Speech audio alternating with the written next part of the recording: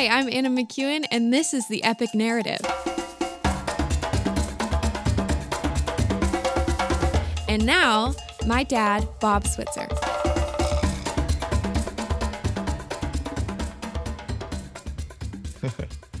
All right, good day, everybody.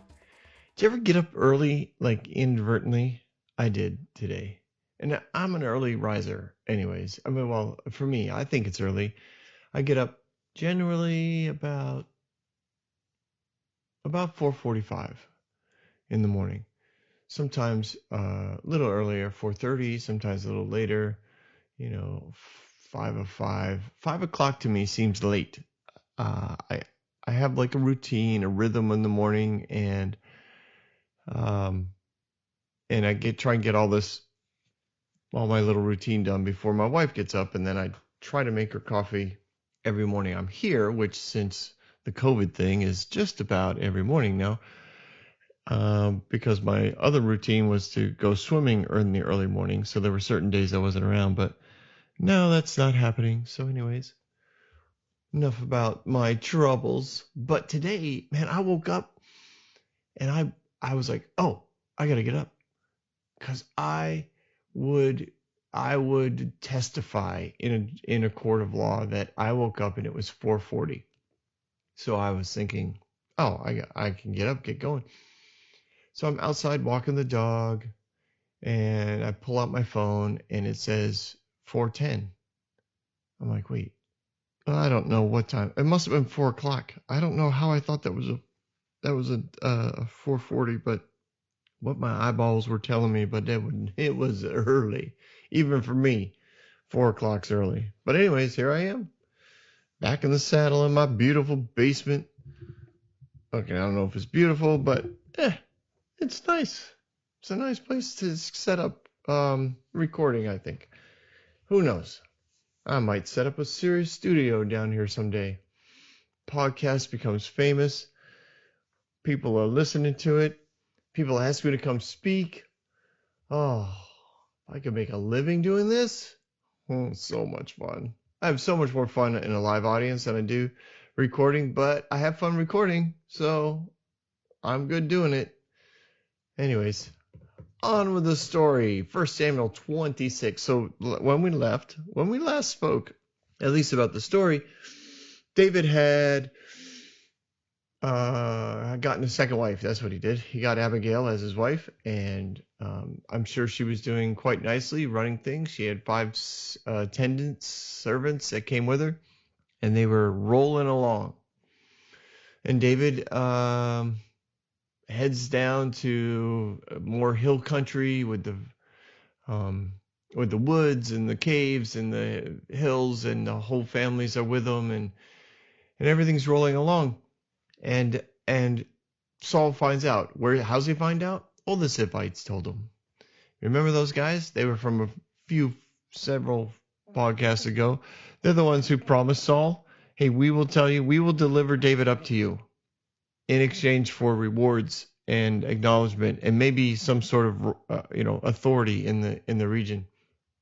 So they reported him again. Remember last time he came close to him, probably didn't know he was close, but didn't get him. So this time they tell him again, and Saul comes down with 3,000 select Israeli troops to search for David. Now, when it says select, that probably means loyal Benjamites, family, people that are connected through blood, because blood is thicker than water. That was a phrase, I think, from a disco song that I learned when I was, it seems like 100 years ago, but it was probably more like 45 years ago. And I remember singing it many times and having no idea what it meant. I just thought it was a cool song. But we know now that this talk about family is thicker than friends. So he selects these troops. They were probably all connected to the various commanders and various leadership roles that he's given their fathers. and wealth and land that he's given their families. Well, that was a long yawn. I told you I got up early, even for me. Take a little shot of coffee, see what happens. So, Saul goes down to the desert with 3,000 of his select family troops. Saul makes his camp beside the road on the hill of this. I mean, it's so funny how they get so detailed. I can't even enunciate these words. David stayed in the wilderness. He didn't get drawn out. He didn't do anything, but he hears that Saul is in the area. So he sends out scouts to confirm that Saul had actually arrived with them. So David doesn't try to run. He doesn't try to move the families and the troops out of the hill country. He decides, to stay, and he sends out scouts to see if Saul actually sent these guys or if Saul actually showed up. So he gets word back that Saul actually showed up, that he is actually with the troops. So David sets out and he goes to the place where Saul's camped. And now what that means is he didn't actually show up where he camped. He came to that area where Saul was, and he confirmed himself that Saul was there, and Abner, the commander, Lord General Commander of the army. So David, this is like a little recon mission. David's not alone, but it's a little recon mission. He's probably got 30 guys with him. I think the 30 mighty men came with him, and they're just hanging out, staying hidden, but they're watching the troops, and the troops are setting up camp, and they're probably setting up camp in such a way that they will run. We'll call them raiding parties, but they're not really looking for plunder. They're looking for David. They're going to send scout groups out amongst the hills and the woods. And David knows this, and his men know this, and they're probably talking about what they're going to do when this happens and where they can go. And it gets to be everybody's lays down, everybody goes to bed. And Saul, it says Saul's laying inside the camp with the army encamped around him. So his tent, his canopy, is in the middle of the 3,000 guys. So he's probably got several layers of troops around him. I don't know if they literally camped in a circle, if they camped in lines, like what were those old TV shows, like the cavalry back on the westerns, how they their little white tents would all be in lines, or the Civil War, but they camped around him. They wanted however he was laid out in such a way that he would have been maximized in his protection. And Abner, the Lord General Commander of all troops, laid next to him. He laid, I don't know if that means literally in the same tent or under the same canopy, or if he laid, just next to him. But either way, he was close. Again, another symbol of royalty, another symbol of authority, representing, no one's going to get to the king. They're going to have to kill me first type of position. So David says to Ahimelech and to Abishai. Now these are two of his mighty men. I don't know if they were the only two. Like I said, I kind of think more than two went to observe all day, but these two stayed with David. Maybe the others were sent back. David just wanted to observe. I don't know. I'm making that part up, so to speak, in my own imagination. But David's there with these two men, and he says, which one of you want to go down with me to Saul? And Abishai, the nuance here is like almost immediately says, I'll go. I will go. Like he is ready to take this guy down. He is ready to take on the 3,000 troops. He doesn't care what happens. He is sticking with David, and he's going after Saul. Man, we're going after Saul. I am all in. I'm all in. Oh, Yes, absolutely. I'll go. You kind of picture that Ahimelech, slightly hesitated. Not that he wasn't willing to go. He just slightly hesitated, and Abishai was like, I'm going. I'll go. I'll go with you. So David's like, okay, let's go.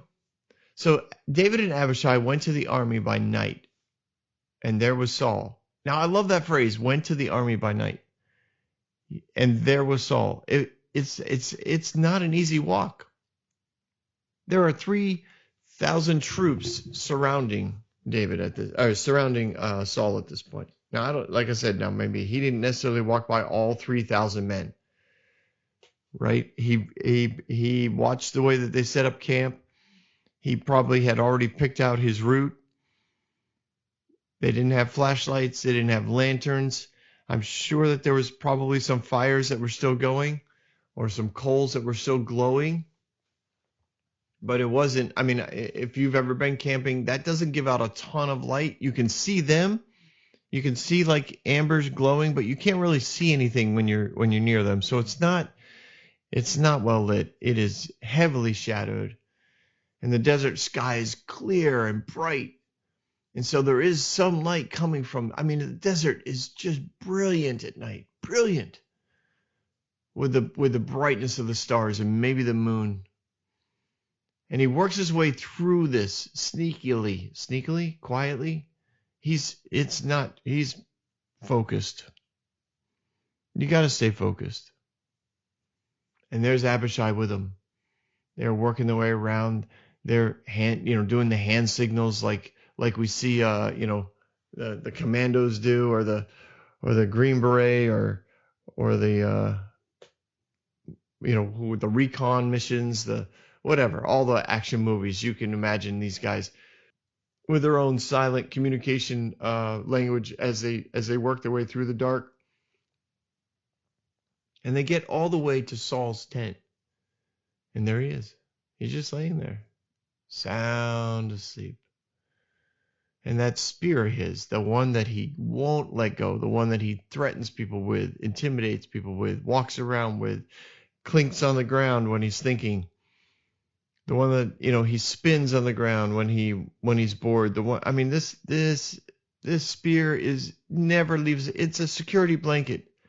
It never leaves his side. And there it is, it's stuck in the ground next to his head. And Abner's laying there right next to him with all the soldiers around him. And I just picture this long moment of silence. Like, first of all, there's this feeling of relief, like, wow, we got here. Like, we didn't get caught. Like, here we are. We are literally in the middle of the enemy's encampment, standing over the man who has committed himself to my death. The only way it seems that this guy will stop chasing me is if I kill him.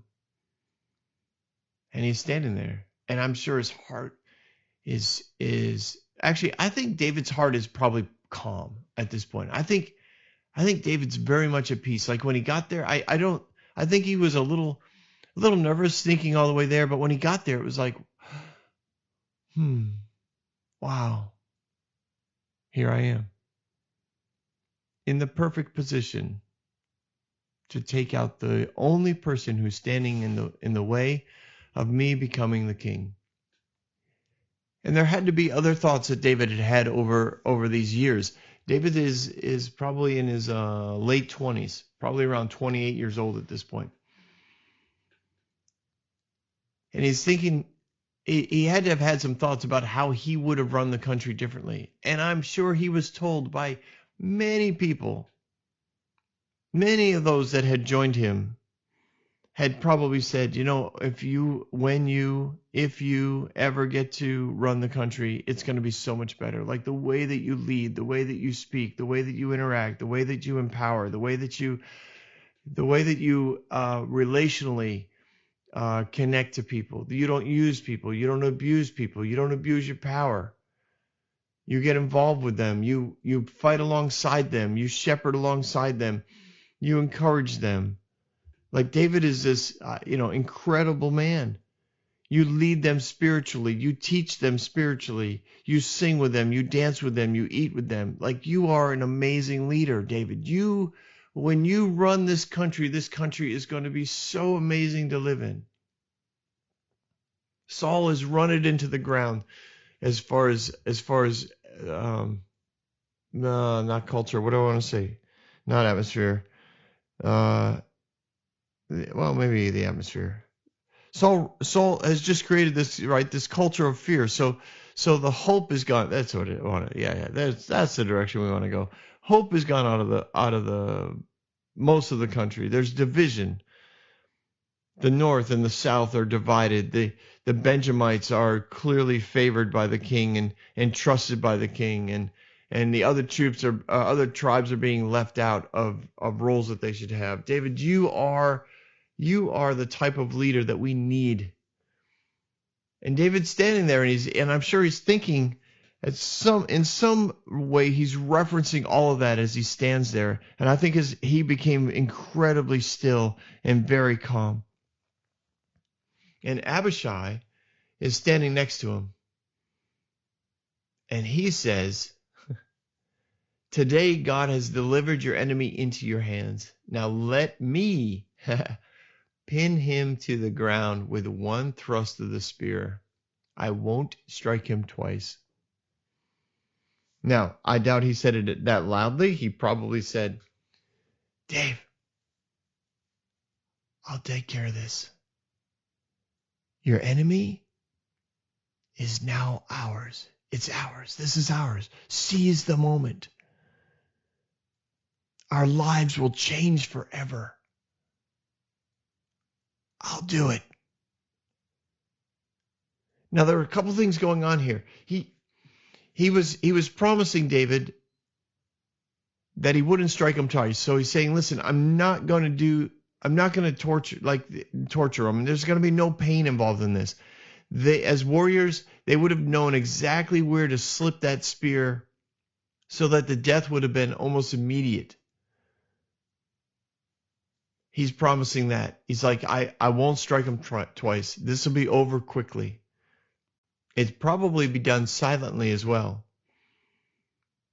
And then he says, like when he says, now let me pin him to the ground with one thrust of the spear. He's saying, "Listen, David, I'm not even going to ask you to take this on. I'm not going to put the guilt on you. You don't have to have his blood on your hands.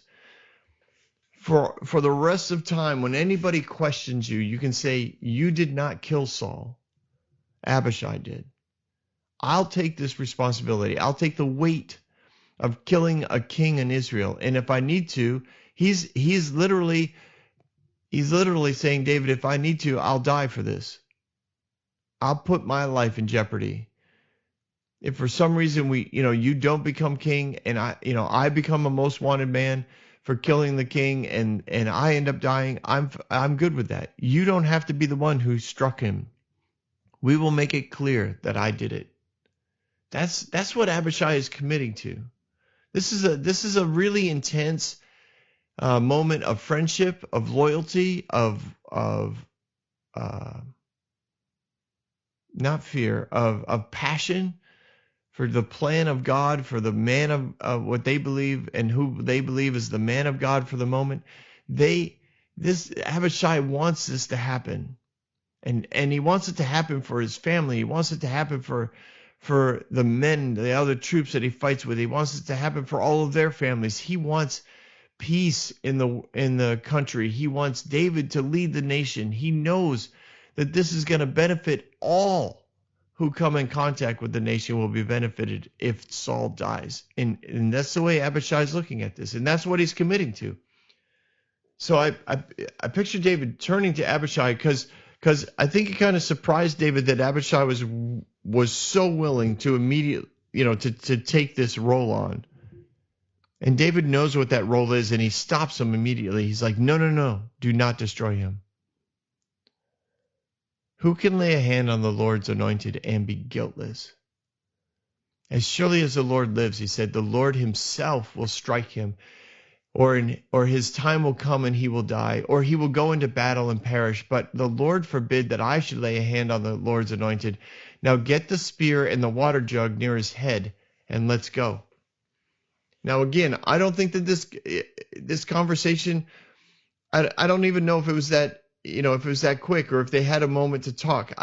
That's why I'm not sure if they were outside a tent, or if they were, if they were really right over Saul, or if they kind of stepped aside into a little, because I'm guessing Saul's tent probably wasn't like 3 feet away from the next tent. It probably had a pretty big ring of protection. Saul was not a relational person. He didn't want all the troops. He didn't want to hear anybody snoring. He didn't want to hear people talking. So I have a feeling there was a pretty good gap between Saul's sleeping area and the sleeping area of all the other men. So I think David probably pulls Abishai aside and he's like, no, no, no, no. We are not going to kill him. We can't. It's not our job to kill him. It's not our role to bring death. I love this. I love this position of David.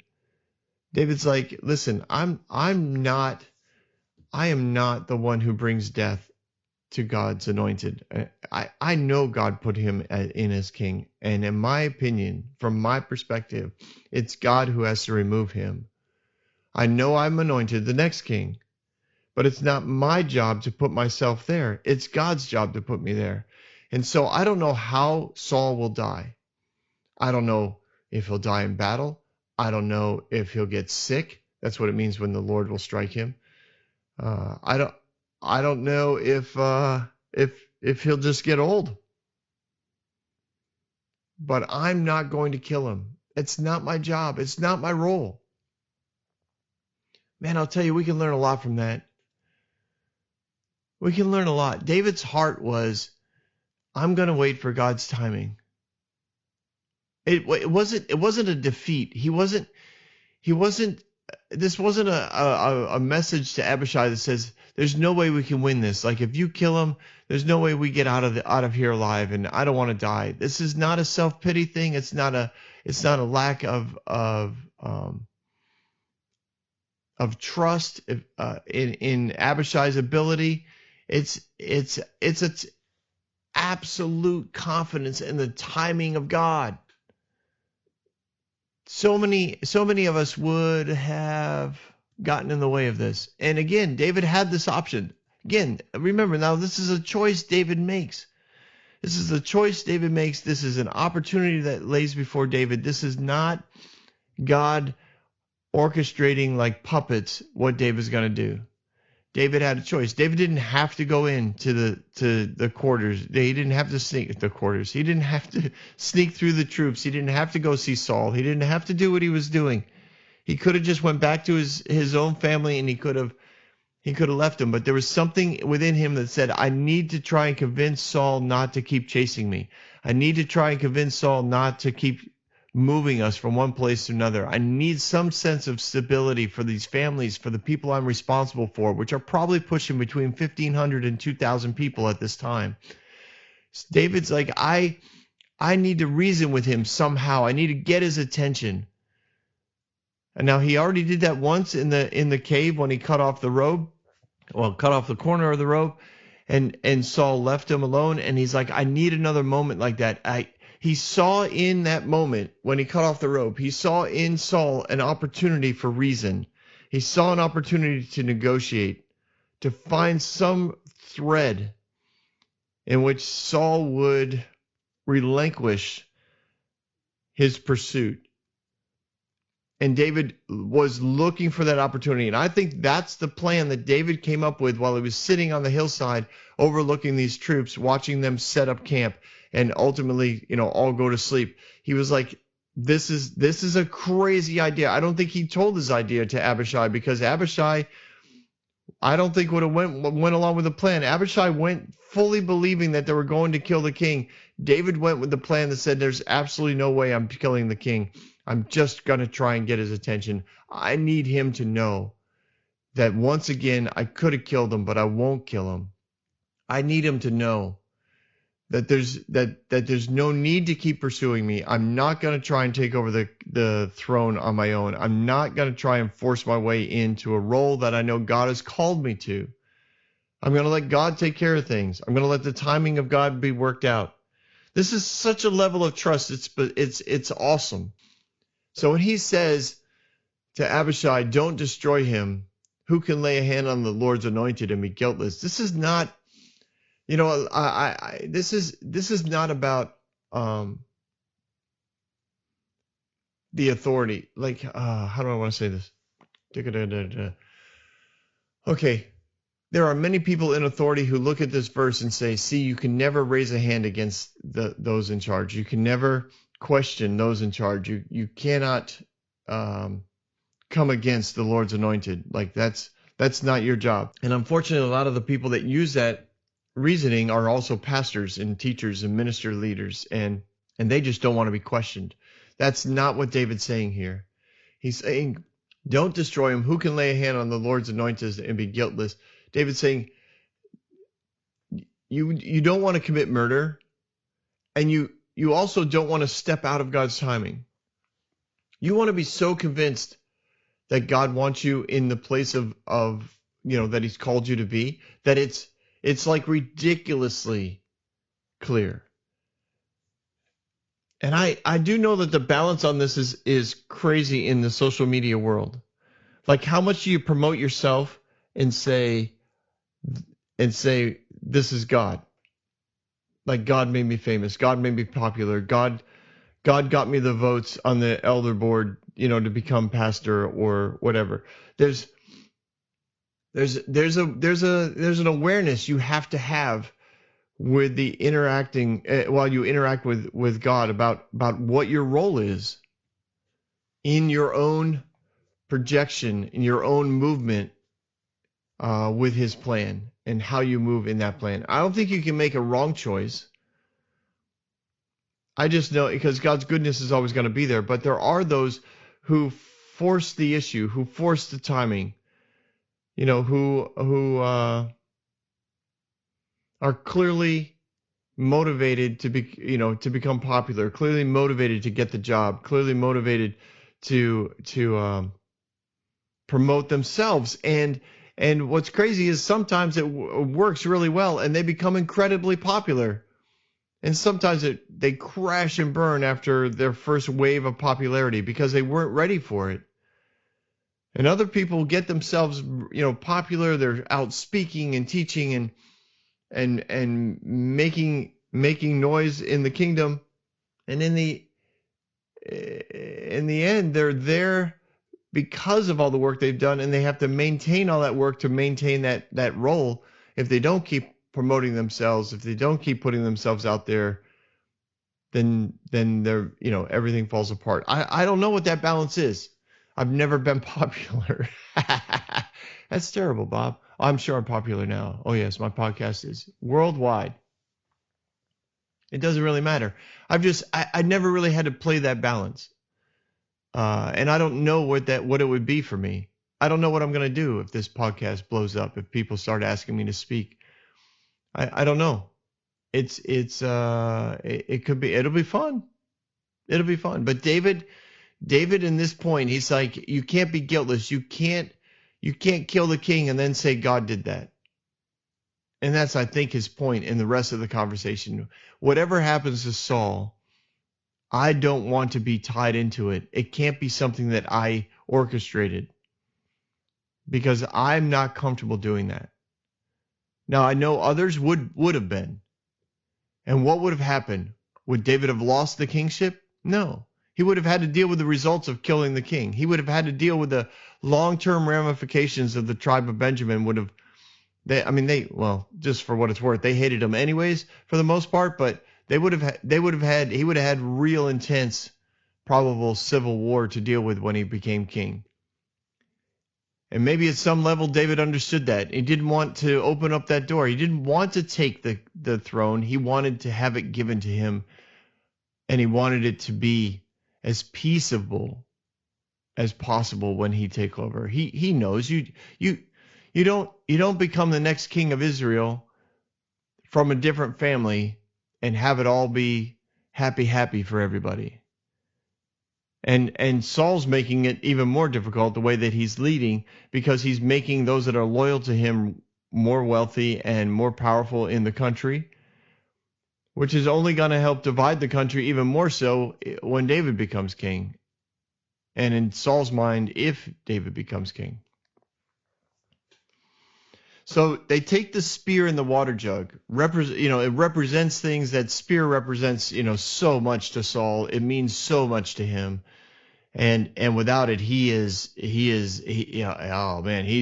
empty. Like, he doesn't know what to do without it. He doesn't know how to intimidate without it. He needs that spear in order to lead. It's his security blanket. And they grab the water jug and they leave.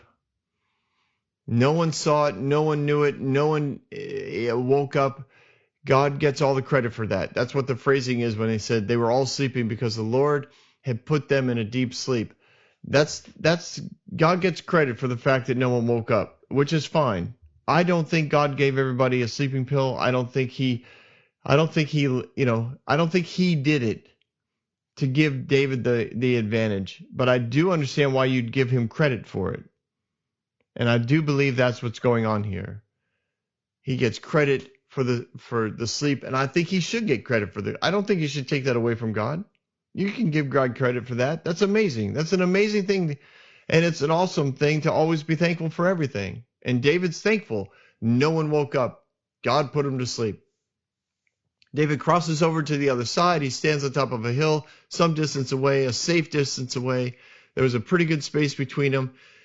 It was close enough for him to yell across the valley and be heard, but it was also far enough away that the two of them could, and I'm guessing they're somewhere near Ahimelech at this time as well.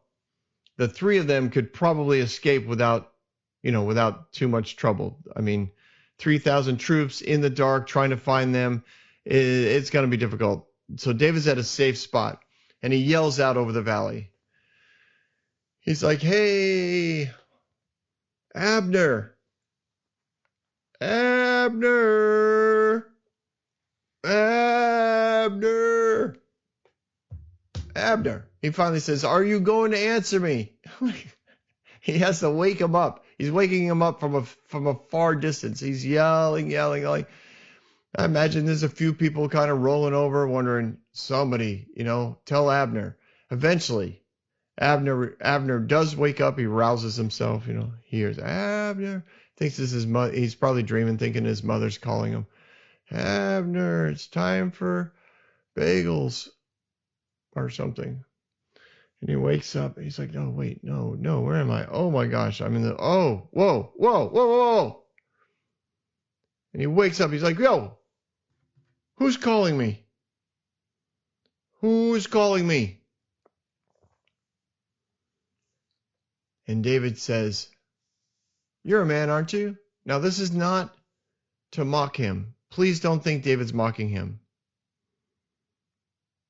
I think that this is a legit surprise.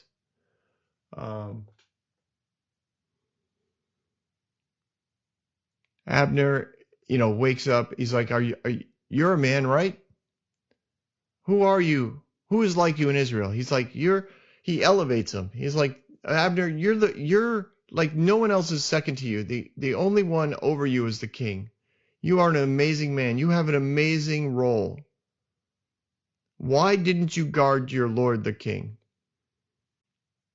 So I'm sure at that point, Abner looks over to the king and sees that the king is still alive. So now he doesn't know what to do. He looks back. It's dark. His eyes are blurry. His heart is pumping. The adrenaline is pumping. He's probably standing at this point.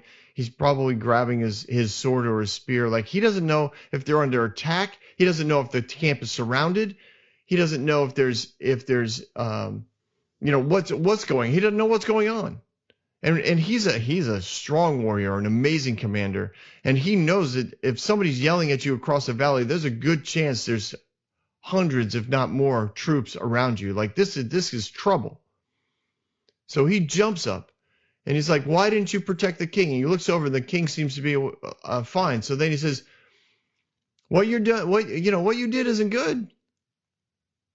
If you and your men must die because you did not guard your master, the Lord's anointed, look around you. And Abner's like, okay, the king's fine. What is he talking about? And he might have even yelled that. What are you talking about? Who are you? What is going on? And at this point, the king's awake and he's listening to this. And the question comes, where is the king's spear and water jug that it was near his head? And at that point, I think both Saul and Abner look and they see, oh my gosh, somebody was here tonight. Somebody did have the opportunity to kill the king and nobody knew it. Nobody. Abner slept through. He had to be so embarrassed. And David is standing on the hillside and having heard the voice, where are the king's spear and water jug that were near his head? And seeing, and the fear that went through Saul, the fear that went through Abner, the embarrassment that went through Abner, right? He lives in a culture of fear. So shame and guilt and fear and frustration and disappointment all were rolling all over Abner. He had to be so deep. He's sweating, thinking, I'm in such deep trouble right now. This king is going to destroy me. And I'm going to destroy all these troops. But these were select troops. These were Benjamites. These were men that had family commitment, and they all failed. And David knows it. He goes, I'm just saying, all you all had a responsibility to guard the king. That's why you set up camp the way you did, and none of you did your job. So Saul recognizes the voice. He's like, David, is that you, my son? I'm sure he yelled it out. At this point, I'm guessing most of the 3,000 troops are wide awake. They're probably standing quietly or lying quietly, pretending they're asleep. But either way, no one's making a noise because there's a conversation now going on. It is David. So some of the troops, I'm sure, are thinking, oh my gosh, we're surrounded. David's troops are here. We're all dead. Yes, it is, my lord and king. And then he basically states his case before all 3,000 Benjamites. He says, why are you pursuing me? What have I done? What wrong am I guilty of? Remember, confrontations are always best when you ask questions to understand. He doesn't ask these questions to mock Saul. He really wants to know, what did I do? Now let the Lord the King listen to my heart. Because I'm guessing there was an answer to this question, right? This wasn't a monologue. This wasn't a fast fire conversation. Saul probably said, I don't know. He goes, all right, why? Why? I don't know. All right, well, listen to my words. I am your servant. I am not going to kill you.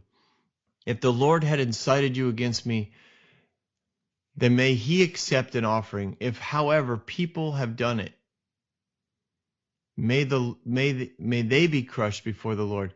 They have driven me today from my share in the Lord's inheritance and have said, go serve other gods. Now do not let my blood fall to the ground far from the presence of the Lord. The King of Israel has come out and to look for a flea as one who hunts a partridge in the mountains. So he gives an illustration that is poetic, which is not unusual for David, right? He's like, you've sent 3,000 people to kill me. And if the Lord sent you, then fine, like kill me. I'm willing to do this. But if not, you're chasing me around. I'm like I'm cursed. and you're driving me out of the country that I love. And you're driving me away from the presence of the Lord, which is, the temples. He didn't want to be away from his places of worship. He didn't want to be away from the country he loved. He didn't want to be separated from the people that he loves, that he protects, that he'd give his life for. Don't send me to foreign lands where I might have to, quote, worship other gods. It's not that he wanted to. It's just, again, it's poetic. It's an illustration. Like, don't send me where they don't worship Yahweh. And Saul responds. And I think unlike the last time when Saul was full of self-pity, I think this time he's actually sorry. Because he's done it again, and he knows he's done it again. And he says, I have sinned. Come on back. You considered my life precious today. I will not harm you again. I've acted like a fool. And I've been, I've done the wrong thing. See, now Saul's embarrassed.